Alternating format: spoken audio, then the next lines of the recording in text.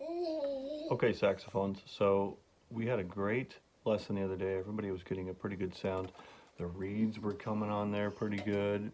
Everybody got their reed alignment and their ligature on there pretty good. Everybody got their neck on there. The thing that was kind of confusing for a lot of folks was that, hey, everybody's got a different saxophone. And what's the button I push? Look at how many buttons are there. Which actually button do I push? So, it's easy to see the black circle. That's where you put your thumb, right? So I'm going to put my thumb right there. That's easy. Okay, got my thumb on that. Now that I've got my thumb on that, I'm going to look up here. I'm going to look at these keys. I got a helper here. So most saxophones have a teardrop. See the teardrop? And then B. Teardrop and B. Some saxophones, that actually is a button. So it's actually that up there. And so it looks like you have 1, 2, 3, 4, 5 buttons, right? Looks like you have 1, 2, 3, 4, 5 buttons. Well, I only have 4 fingers, right? So this first one's a teardrop. It's actually meant for this finger to come up here and go bonk, and then come back, bonk, and then come back. This finger always stays on the B key, okay? So you probably have a teardrop, and then your B key, and then we're gonna call this the bis key. We're gonna skip it. Little one, little guy right there, skip it. Next one, that's A. Okay, so I've still got my thumb right there. Still got my thumb on the black circle.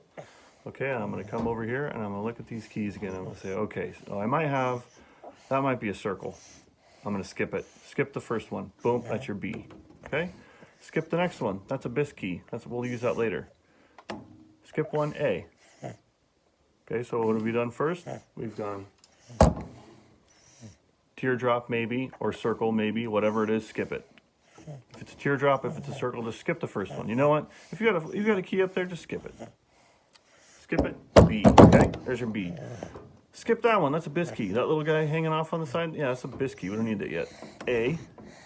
All right, here, Augie's gonna help us. And then the very last note that you can do with your ring finger is a G, okay? And it's usually gonna be off to the side a little bit. See, it's not in a straight line. Here's kind of a straight line, right? And then the G is like, wah. Okay? So we got teardrop, skip it. If it's a circle, skip it. B. This key, skip it. A. Don't skip it. That's G. Okay, let's see if that's correct. We'll see if we play the right notes now. Okay? So, no fingers. One finger, skip it. Skip it. Okay, skip it. Skip this? Yeah, skip that. Skip it. That's A. Skip it? No, don't skip it. Skip it. See?